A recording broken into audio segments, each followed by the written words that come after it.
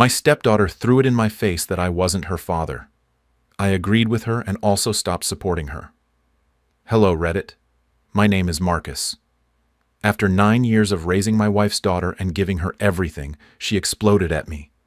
You are not my father. Stop acting like you are.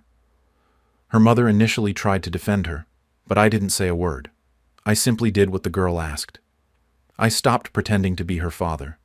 That included selling her car, liquidating the college fund I had created for her, cutting the expenses that financed her lifestyle, and giving her a lesson she wouldn't forget. This is what happened. I am 44 years old and have been married to Laura, 41, for 9 years. She came into my life with a daughter, Rebecca, who is now 17. Her biological father is the typical irresponsible type who disappeared when she was 4. He never showed signs of life again. No calls, no visits, no child support, nothing. He could have been abducted by aliens and would have had the same presence in that child's life. I met Laura when Rebecca was 8. She was a very reserved girl with huge brown eyes who hid behind her mother if strangers were present. Laura worked 2 jobs to make ends meet. She lived in a small apartment that still smelled like cigarettes from previous tenants. I, for my part, earned well installing solar systems. The business was booming thanks to eco-friendly incentives. I had my own house. I thought I could help. Perhaps that was my first mistake, believing I could just show up and fix everything like a cheap version of Superman. I always wanted to have children, but in my late 20s, I found out I couldn't have them naturally. The doctor was clear. My chances were nil. So when Laura and Rebecca came into my life, I felt it was a second chance. In the beginning, everything went very well. Rebecca accepted me quickly. She started calling me Uncle Marcus and no longer hid when I arrived home. We watched Disney movies on weekends. I helped her with homework. I took her to soccer if Laura couldn't. Typical stepfather things. We got married a year later. It was a small ceremony with family and closest friends. Rebecca was the flower girl, smiling in a white dress more expensive than Laura's monthly food budget. I remember thinking, that's it, now we are a family, the 3 of us against the world. After marrying, I began taking on more financial responsibilities. It was logical. I earned more. Laura was able to quit her second job and dedicate herself fully to being a mother. We moved to a better house, in a neighborhood with good schools. It had a yard, and Rebecca had her own room with a walk-in closet that left her speechless. Then came private school. Rebecca was very smart, but the public schools were bad. We found a high school 20 minutes away. The tuition was insane, $18,000 a year, but I saw it as an investment in her future. Laura cried with joy when I said we could afford it. Then came braces. Her teeth looked like they were positioned by someone who had never seen a human mouth. 2 years of treatment and $6,500 later, she had a perfect smile worthy of a toothpaste commercial. When she turned 16, I bought her a 2019 Honda Civic. It wasn't new, but it had low mileage. It was safe and reliable, pearl white, with all the modern safety systems. I spent $22,000. I kept it in my name for insurance purposes. Laura said I was spoiling her, but in a good way. She's lucky to have you. You're the father she never had. My pride was the college fund. I started it the month we got married. Every 2 weeks, I put $600 into an investment fund. 8 years later, I had about $95,000. The plan was to give her the university experience I never had, so she could graduate debt-free and start her adult life without burdens. I thought I was building a family, a legacy, but in reality, I was building a house of cards. Everything started to change in her sophomore year of high school. At first, they were minor details. Eye-rolling replies, task evasions, if it wasn't Laura asking her. I insisted, but she ignored me. It's normal. They are teenagers, they told me. Wait until she turns 16. That's when the fun starts. They were right. In her junior year, she discovered she was attractive. I don't say it in a strange way, just that it became obvious. Tall, athletic, with that perfect smile I financed. Suddenly, there were boys calling the house, inviting her to dances. And that was also when she started acting entitled. I heard her talk about the car as if she had bought it herself. Once, I heard her tell a guy on the phone that it was her Honda. When he asked how she paid for it, she laughed and said by working hard. Working hard at what, if she didn't even use it to drive to school alone? Her grades started to drop. She was always an A student, but she began treating homework as optional. Missing assignments appeared on the parent portal. When I mentioned it, she became defensive. "Oh, Marcus, it's just one assignment. Stop exaggerating." I was no longer dad, not even stepfather. I was simply Marcus, as if I were just another tenant. When I suggested watching a family movie, no thanks. I already have plans. I offered to help her with college essays. No need, I have it covered. Every word came loaded with an attitude that made it clear she didn't want or need my opinion. Laura noticed, but always had an excuse. It's part of her independence, that's what we want. Yes, she was growing, but into someone I no longer recognized. The hardest thing was seeing how Rebecca handled money. Every month she received an allowance, and without fail she spent it in the first week. Then she would come asking for more as if it were my obligation to finance her lifestyle. Expensive chain coffee every morning before class, new clothes every 2 weekends because, according to her, what she had was prehistoric, concert tickets, makeup, gas for the car I bought her. When I hinted that maybe she could look for a part-time job, both Laura and Rebecca looked at me as if I had suggested selling a kidney. "She needs to concentrate on her studies," Laura would say. "She'll have time to work after college." Sure, study, or rather, spend the days skipping classes to go out with her friends, all equally accustomed to getting everything without effort. I started feeling like a stranger in my own house. Rebecca would storm in, help herself to food from the fridge that I stocked, go up to her room in the house for which I paid the mortgage, and not speak to me. If I tried to start a conversation, I received monosyllables or a complete silence. But the car, the phone, the college fund, all of that was a constant background noise in her life. A kind of obligation that I had to fulfill without anyone acknowledging it. I kept telling myself it was a phase, that all parents went through this, that she would open her eyes one day, realize everything I did for her, and be grateful. That was my second major mistake. Everything spiraled out of control in her senior year of high school. Her grades didn't just drop, they plummeted.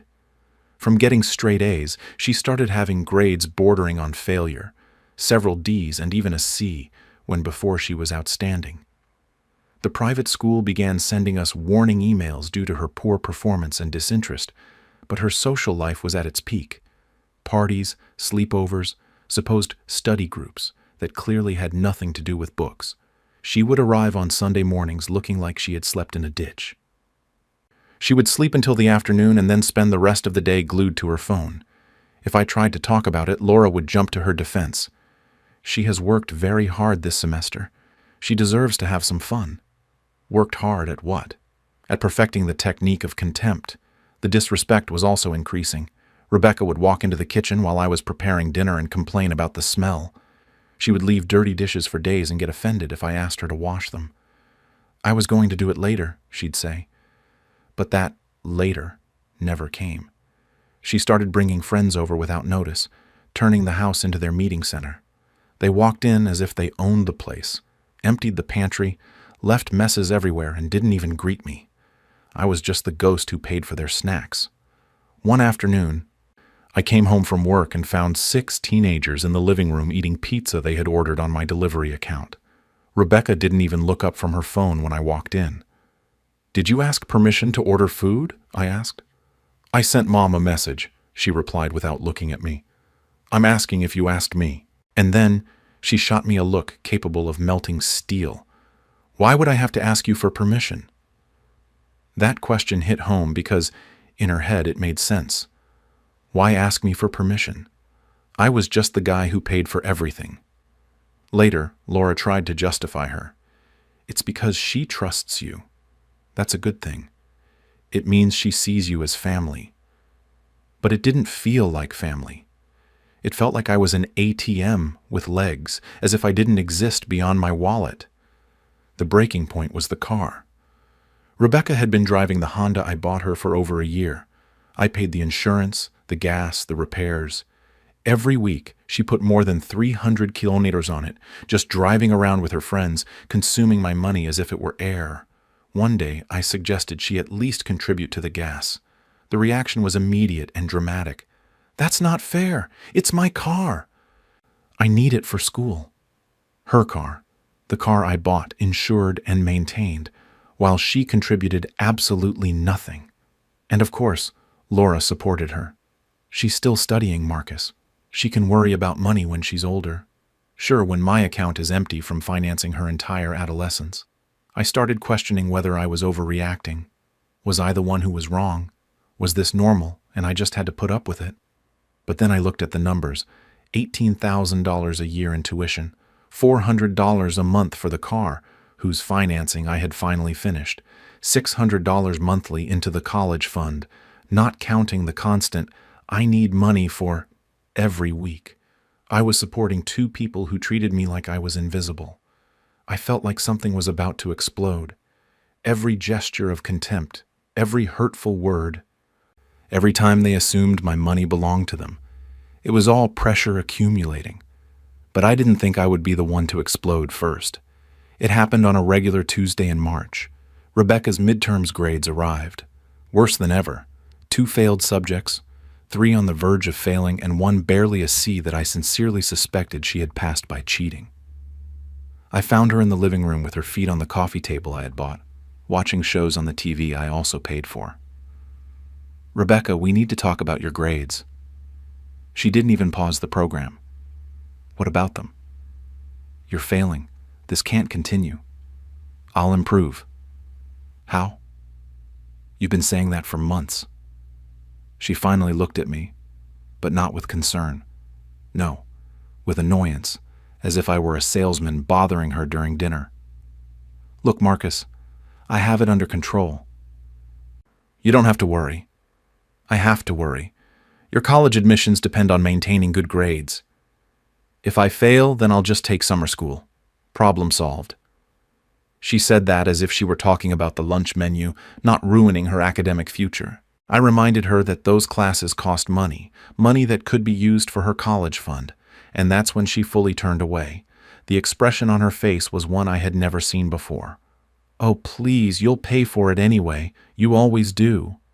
She said it with overwhelming certainty, as if it were an inevitable fact. And what if I don't? What if I don't pay this time? She laughed. She laughed in my face. "Right. Good try." And she went back to watching the screen as if the conversation hadn't existed. I felt completely annulled by a teenager in my own house. That was when something inside me broke. I didn't shout or raise my voice, but I felt something deep shatter. I turned off the TV without saying more and told her, "We are talking about this right now." She turned around and snapped at me. "Why are you making such a big deal out of this? They're just grades." "No, they're not just grades. I am your father, and—" "You are not my father," she interrupted. Those words dropped like a bomb in the living room. Silence fell, except for the show that continued playing on the screen. I froze. "What did you say?" I asked, not fully understanding if I had heard correctly. This time she turned completely, her face full of determination, and repeated, "You are not my father. Stop acting like you are." At that moment, Laura walked into the room, and seeing us tense, she went into crisis containment mode. "Rebecca, apologize to Marcus right now." "Apologize for telling the truth?" she replied with total indifference. Laura tried to do her usual thing, step in and calm the waters. "Rebecca, go up to your room. Marcus, let's talk about this in private." But Rebecca wasn't finished. She stood up, looked me directly in the eye, and delivered the final blow. "You want the truth? You're nothing more than the guy who pays. That's all you represent in this family." Then she walked up the stairs with complete composure, as if she hadn't said anything serious while I stood there, processing how 9 years of dedication had been reduced to a simple transaction. Laura tried to justify her. "She didn't mean it. She's upset about the grades. You know how teenagers are." But I knew she meant it. Every word. Because it was the truth. I wasn't her father. I was simply the one who financed her life, the one who paid for everything without the right to an opinion. That night, lying in bed, I stared at the ceiling for hours, and for the first time in a long time, I saw things with a clarity that hurt. Rebecca had just defined our relationship with brutal precision. I was her source of money, nothing more, the one who solves problems with a wallet and has no voice or vote. Fine. If that was my role, then maybe it was time to start behaving like it. Thursday morning, I woke up with a firm decision. If Rebecca wanted me to be just the one who paid, then I would decide what I was willing to continue paying for. But before taking action, I needed to talk to my wife. That night, I found Laura in the kitchen acting as if nothing had happened. "We need to talk," I told her, "about what Rebecca said. Marcus, she's 17. Everyone goes through that phase." "No, Laura, this is not a phase. We need to talk about you, about me, about what kind of family we are forming." She put her coffee cup on the table with an expression that showed she sensed the seriousness of the conversation. "I've been thinking about what Rebecca said. And as painful as it sounds, she's right. I am just the guy who pays. But what hurts me more is that you're okay with that." "That's not fair," she said. But I interrupted her. "Let me finish. For 9 years, your daughter has treated me like an ATM, and every time I try to set boundaries, you excuse her. When I try to exert authority, you undermine me. When she disrespects me, you ask me to let it go because she's a child." Laura began to get defensive. "She respects you. She's just stressed about college." "Enough. Stop justifying her. She told me exactly what she thinks of me, and you just tried to smooth it over. You didn't confront it." I took a deep breath. What I was about to say would change everything. "Here's what's going to happen. You have to choose, Laura. Either you support me as Rebecca's father figure, help me teach her respect and responsibility, and we rebuild this family together, or I walk away from all of this." Her face paled. "Walk away, as in divorce. I'm not going to continue being treated like household staff by people who are supposed to love me.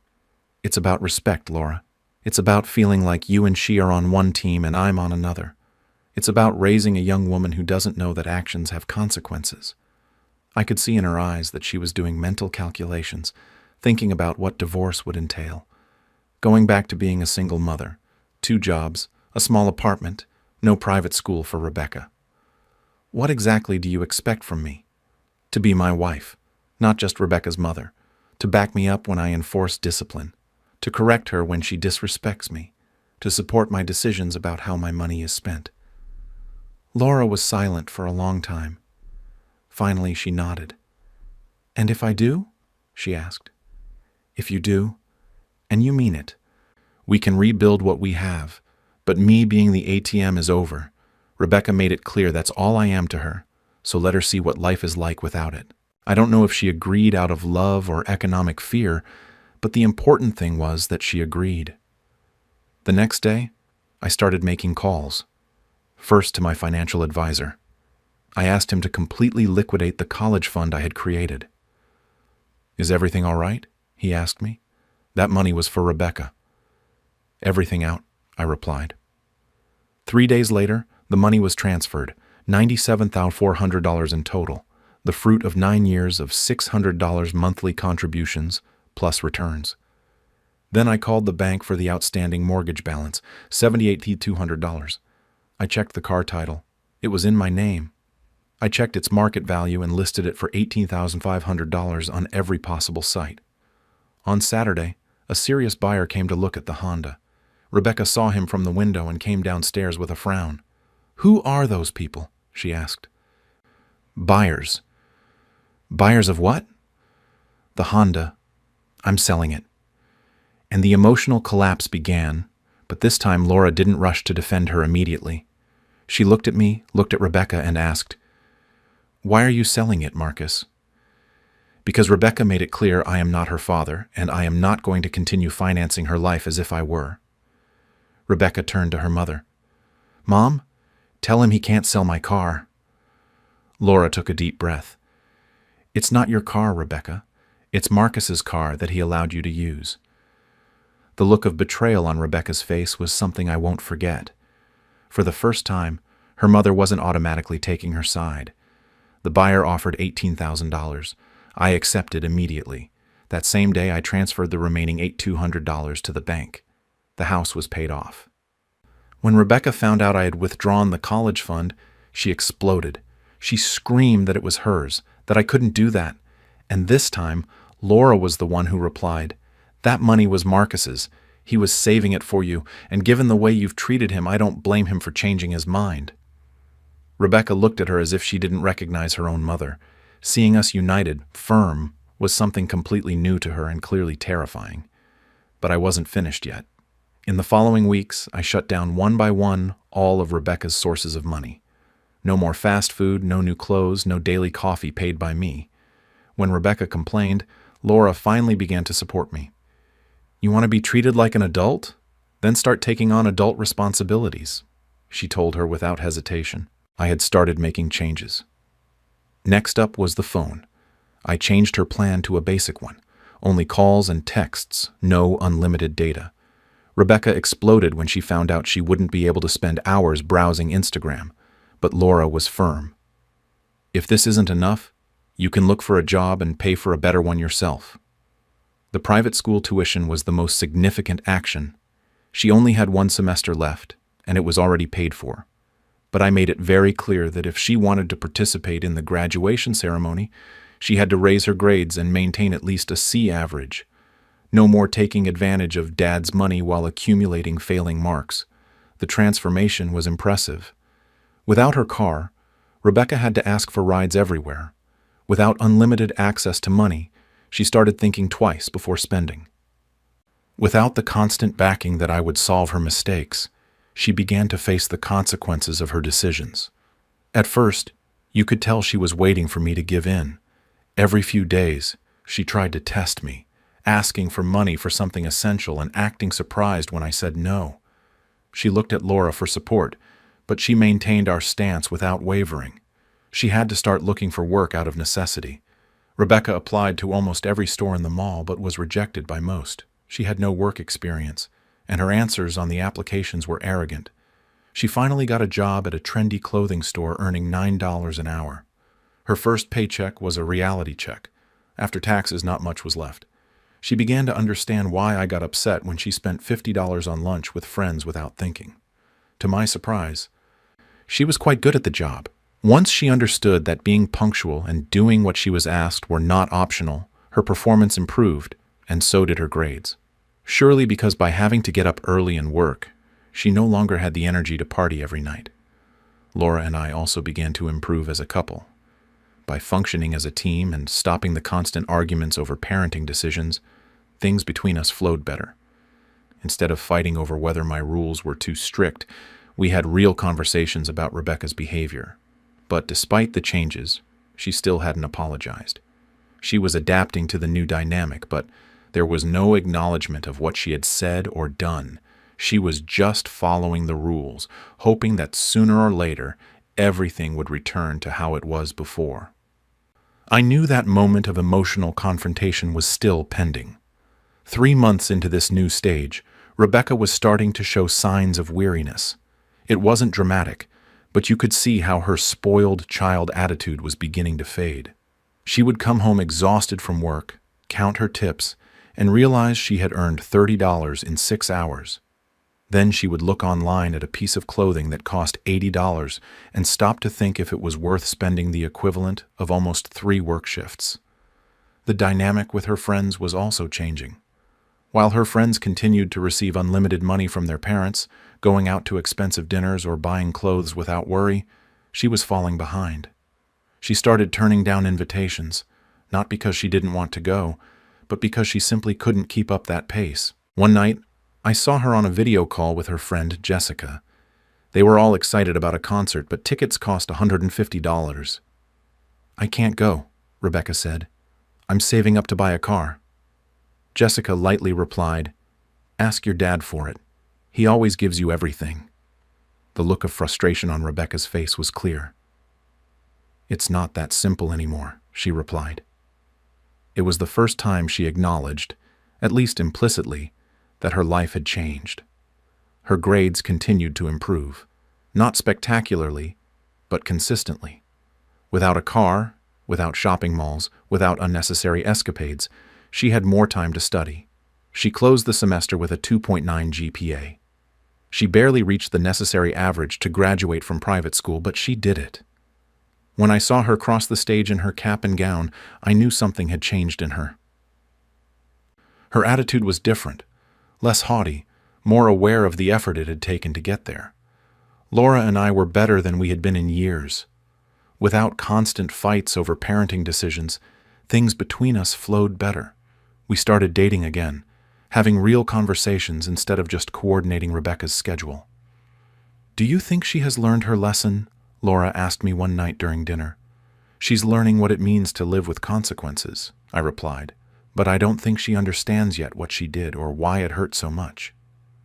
"Give her time. She's still a child," she said. "She turns 18 in 2 months, Laura. At some point, being a child can no longer be an excuse." Rebecca had been accepted to State University. It was the only thing she could afford now that the college fund had vanished. She would live at home, commute, and work part-time to cover book and material expenses. Nothing like the plans for private universities in other states or the sorority life she once dreamed of. But she was adapting, maturing in a way she never had to. The apology arrived, but not as I expected. It was a random Thursday in June. Rebecca had worked a double shift. She arrived exhausted. She was saving for a used car. She had her eye on a 2015 Toyota Corolla that cost $8,500. She was short about $100 and $200. I found her in the kitchen close to 11 p.m., sitting in front of a pile of receipts and a calculator. "Are you okay?" I asked her while pouring myself a glass of water. She looked up, and for the first time in a long time, I saw that 8-year-old girl who used to ask me for help with math. "Yes," she said, but her voice cracked. "It doesn't look like it. The money," she pointed to the papers. "I'm trying to calculate how much longer it will take me to save the rest for the car. At this rate, it'll be about 4 more months, and Jessica's parents just gave her a brand new Jeep for graduation." She no longer spoke in a demanding tone or expected me to solve her problem. She was just exhausted, maybe a little sad about what she no longer had. 4 months isn't that long," I told her, sitting across from her. "I know, it's just that—" She stopped and then continued. "Before, I thought money just appeared, that if I needed something, it happened. I never thought about where it came from or how much it cost you." She didn't look at me. She kept her gaze on the calculator. "I never thanked you for anything. The car, the school, the braces, everything. I just took it for granted." I felt a lump in my throat. It was the closest thing to an apology I had heard from her in months. And then she continued.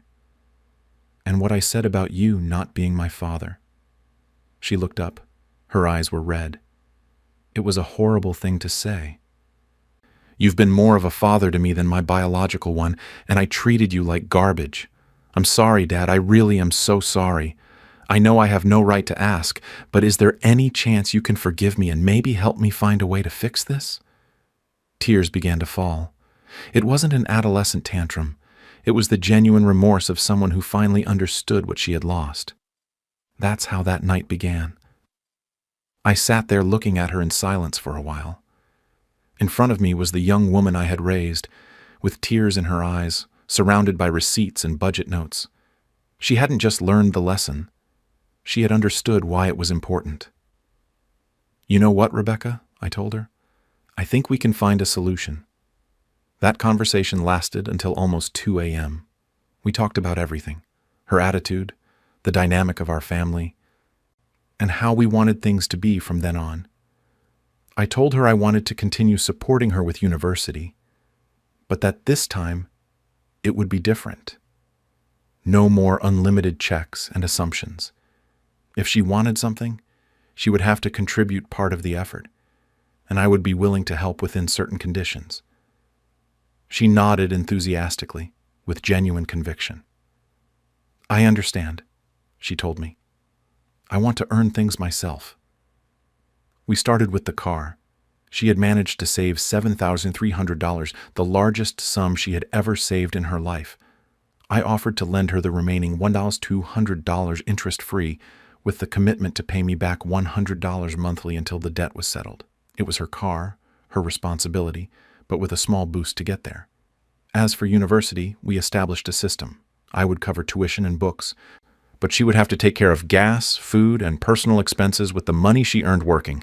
If she maintained at least a 3.0 GPA, I would help her with a modest dorm room in her sophomore year. If she wanted to study abroad or take expensive internships, she would have to look for scholarships or use her own savings. "It's like a partnership," she said. "It's no longer just you paying for everything and me receiving it without question." "Exactly," I replied. "Now we are both committed to your future." The next important conversation was with Laura. Rebecca had to acknowledge how her behavior had affected our marriage, how her disrespect toward me had put Laura in a difficult position, forcing her to take sides. That conversation was harder for her because it involved recognizing that she had been selfish in many ways, not just with money, but the real test came a few weeks later. Her friend Jessica invited her on a family vacation to Hawaii. Everything covered, except money for activities and souvenirs. Before, Rebecca would have assumed I would give her whatever she asked for and would have been angry if I said no, but this time she approached me with a plan. "I know it's a lot to ask, but I really would like to go. I looked up prices, and I think I would need about $400. I already have $200 saved. Could you advance me some of the money you owe me from the car if I commit to working extra shifts to pay it back?" She had researched, calculated, and presented a reasonable proposal. It was no longer a demand. It was a proposition. That's when I knew the change was real. I agreed to advance the money, and for 3 weeks she worked 6 days a week to pay me back, even sooner than agreed. She came home exhausted, but with a satisfaction I had never seen in her. She had earned that trip on her own merit. It has been 8 months since Rebecca apologized, and honestly, our family has never been so united. Not because everything went back to how it was before, but because we built something better from scratch. Rebecca finished high school with a 3.0 average, a solid work ethic, and a completely different attitude. In the fall, she will start university, living at home to save money, and instead of being annoyed about it, she is motivated. She chose a practical major, business with a marketing focus, because she wants to be self-sufficient. The car has been a success.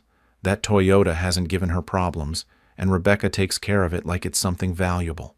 She pays for her own gas and insurance, keeps track of maintenance, and even consults the manual if something doesn't sound right. But more important than all that is how our relationship has changed.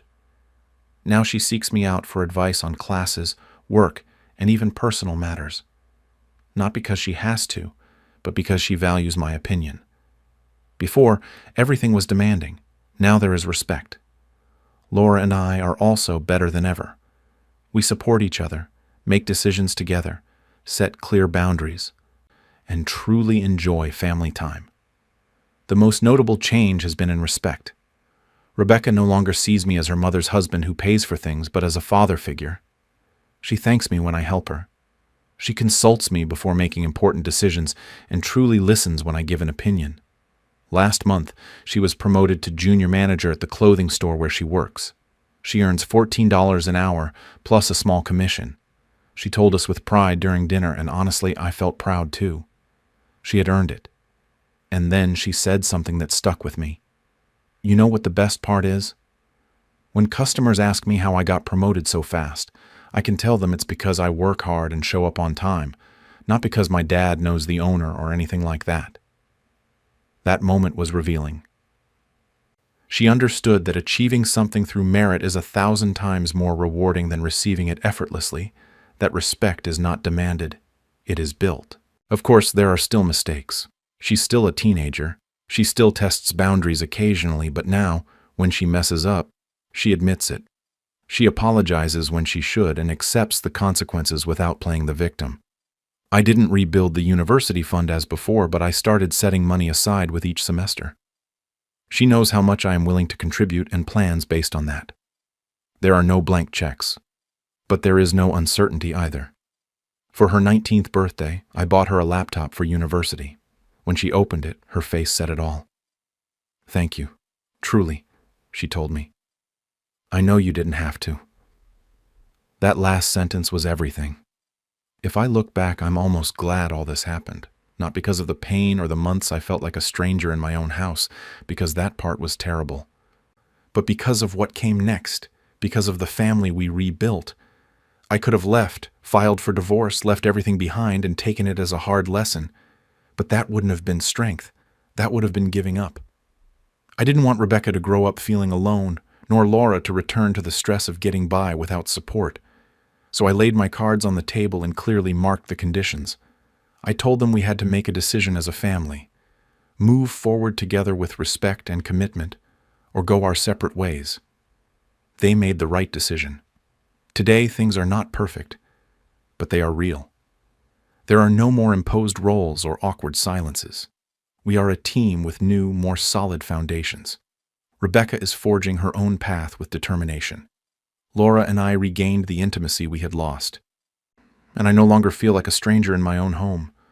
It wasn't easy, but it was worth it because, in the end, it's not about having control, but about building something that lasts. And we finally achieved that.